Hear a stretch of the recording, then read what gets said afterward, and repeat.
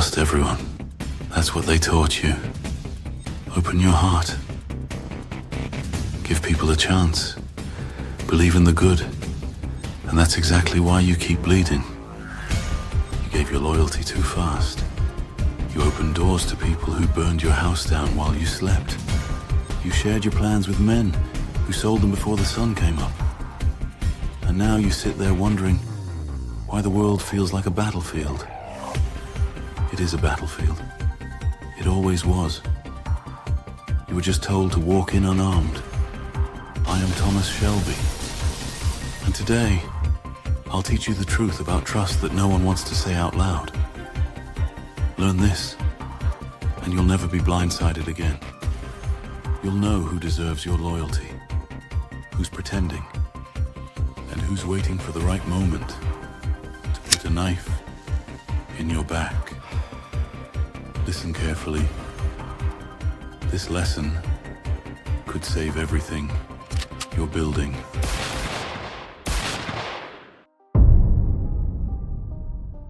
From the time you were a child, they filled your head with poison, dressed as wisdom.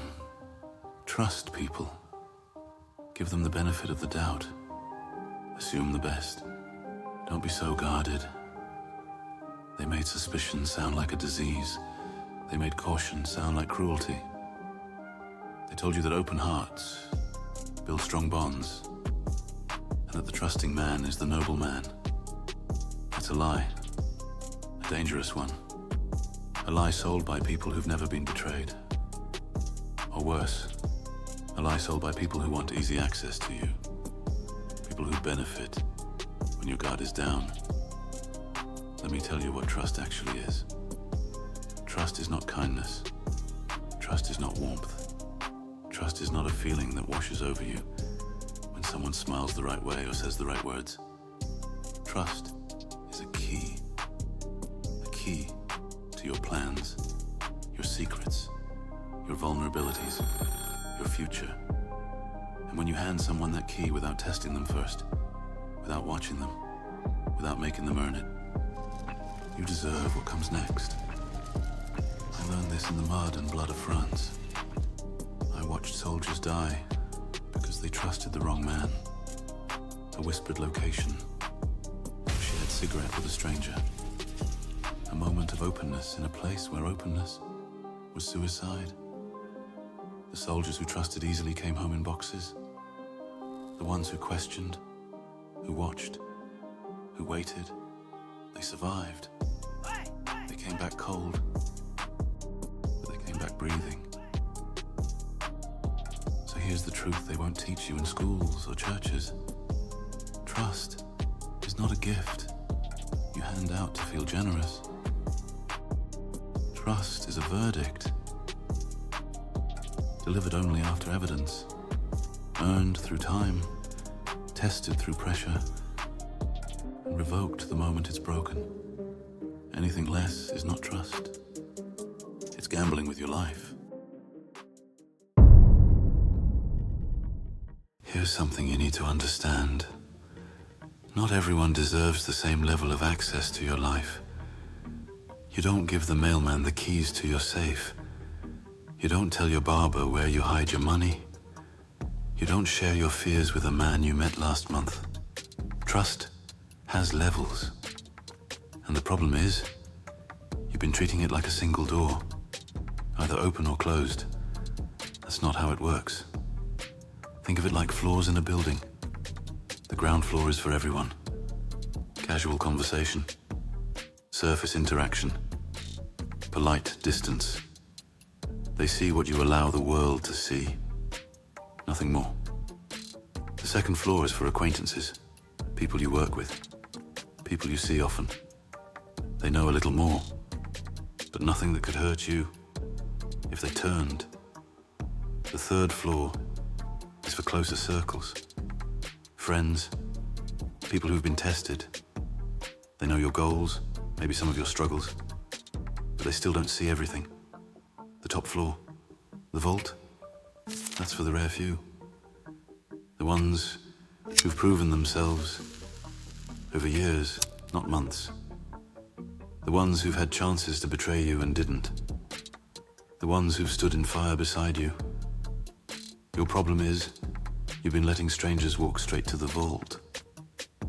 You've been giving access based on how someone makes you feel, not on what they've actually done. Stop it. Control the access. Make them earn every floor. And never apologize for keeping the elevator locked. Before I let anyone close, I test them. Not with grand gestures, not with confrontation, with small things, quiet things. Things they don't even notice are tests. I tell them a secret that doesn't matter, something minor, and I watch. Does it spread? Does it come back to me through another mouth? If a man can't keep a small secret, he'll sell a big one without blinking. I lend them something of low value, a book, a tool, a small amount of money, and I watch. Does it return? Does it come back in the condition I gave it? A man who disrespects what's yours when the stakes are low will take everything when the stakes are high. I ask for a favor when it's inconvenient, not when they're free and generous, when it costs them something, and I watch. Do they show up? Do they find excuses? The moment a man has to sacrifice something for you, his true face appears. These are not tricks. This is observation. This is patience. This is how you learn who someone really is before you give them the power to hurt you. A man who lies about small things will lie about big ones. A man who disappears when you need a hand will vanish when you need a soldier. A man who breaks small promises will shatter the ones that matter. You don't need to interrogate people. You don't need to be paranoid. You need to watch quietly over time. And time reveals everything. People tell you who they are every day, with every action, every word, every silence. The problem is, you're not paying attention. You're too busy listening to what they say instead of watching what they do. Here's what I've learned. Watch how they treat those who can do nothing for them. The waiter, the driver, the man on the street with nothing to offer. If they're kind, only when it benefits them, they'll turn on you the moment you're no longer useful. Watch what they say about others when those others aren't in the room. If they gossip freely, if they mock people behind their backs, if they share secrets that aren't theirs, they're doing the same thing about you. I promise you that. Watch what they do when they think no one's looking, the small dishonesties, the corners they cut, the way they act when there's no audience to impress. That's who they actually are. Everything else is performance. Watch their eyes when you succeed. Real friends feel joy. The ones who resent you, their eyes go flat. Their smile doesn't reach. They change the subject quickly. Envy is hard to hide, and envious men become dangerous men. Watch how they handle your vulnerability. When you share something real, something painful, do they hold it gently? Or do they use it later when they need leverage? The way someone handles your weakness tells you everything about their character. Character leaks. It always leaks. Through cracks they don't even know they have. You only need patience to see it. There's a difference between loyalty and blindness, and that difference will cost you everything if you don't understand it. Loyalty says, I trust you because you've proven yourself, because time has tested you, because Because when the fire came, you didn't run. Blindness says, I trust you because I want to believe, because I'm lonely, because I need someone to be real. One is earned, the other is desperation. I've seen men stay loyal to people who would sell them for pocket change. They stayed because walking away felt like failure. They stayed because admitting the betrayal meant admitting they were wrong. They called it faith. They called it commitment. I called it suicide. Loyalty is not a feeling. It's a contract. Built slowly, tested repeatedly, and revoked the moment it's violated. If someone betrays you once, that's information. Learn it. File it. Adjust. If they betray you twice, that's your fault. You gave them another chance they didn't earn. You let hope override evidence. I don't give second chances when it comes to trust. A cracked foundation doesn't become stronger with time. It crumbles under weight. And I refuse to build on ground that's already shown me it can't hold.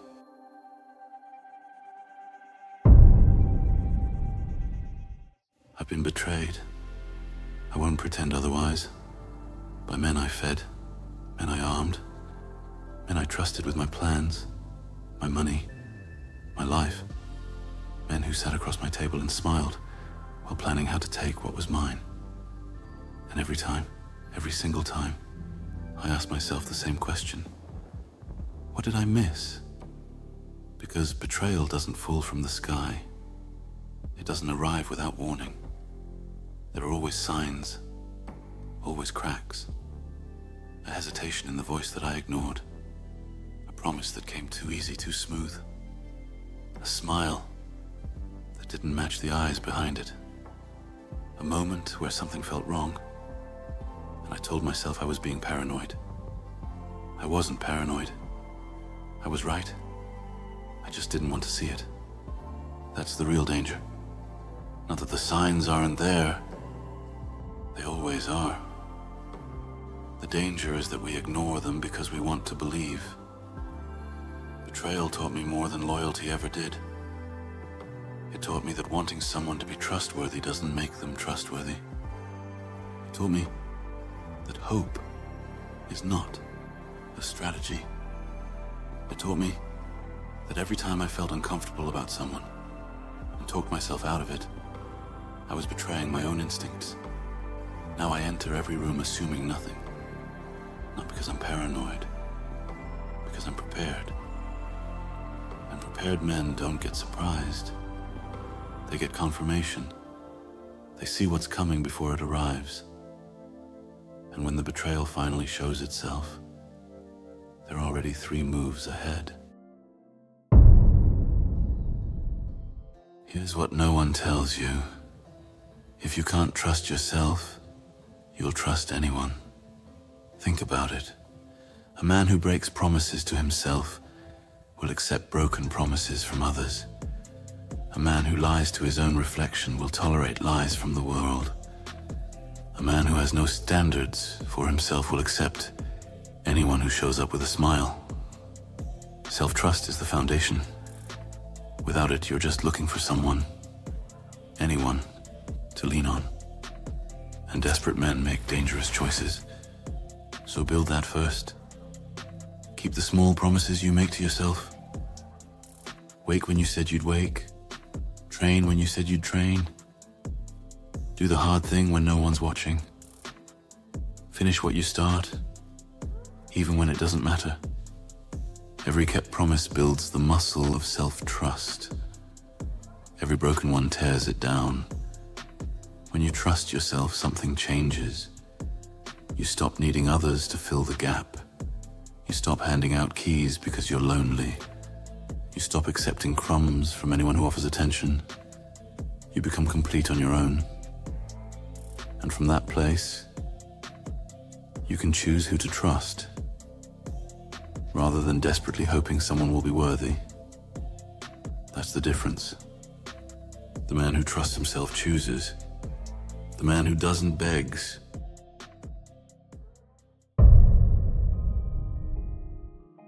lie to you. Guarding your trust costs something. It means fewer people close to you. It means longer nights sometimes. It means watching when others relax, questioning when others accept, standing apart when others blend in. Strategic distance can feel cold. But here's what's colder: being destroyed by someone you let in too fast. I've seen men lose years of work because they trusted the wrong partner. I've seen fortunes vanish because someone shared plans with a smiling enemy. I've seen reputations shattered, families broken, empires crumbled, all because a man wanted to believe more than he wanted to see. The loneliness of caution is temporary. The damage of blind trust can last years, sometimes forever. So pay the price, gladly. Keep your circle small. Let them earn their place at your table through time, through tests, through fire. And never apologize for protecting what you've built. The right people will understand. They'll respect it. They'll prove themselves without resentment. And the wrong people, they'll call you cold, paranoid, difficult. Good. Let them talk. Their words reveal exactly why they don't deserve access.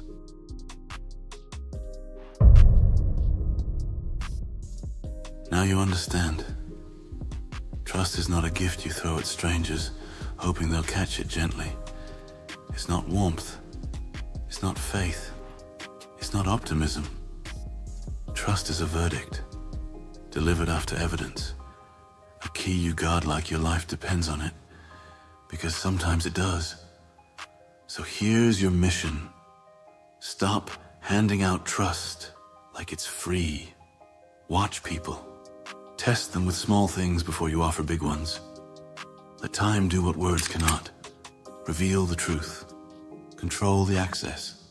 Build the flaws. Make them earn every step closer to who you really are.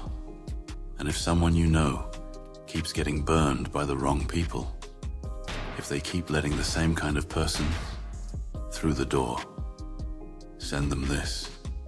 Share it with a friend who needs to hear the truth before they learn it the hard way. Because the man who guards his trust wisely will never be blindsided again. He'll see the knife before it's drawn. He'll know the betrayal before it lands. And that man becomes untouchable. You're learning to see clearly now. That's the first step to becoming a legend.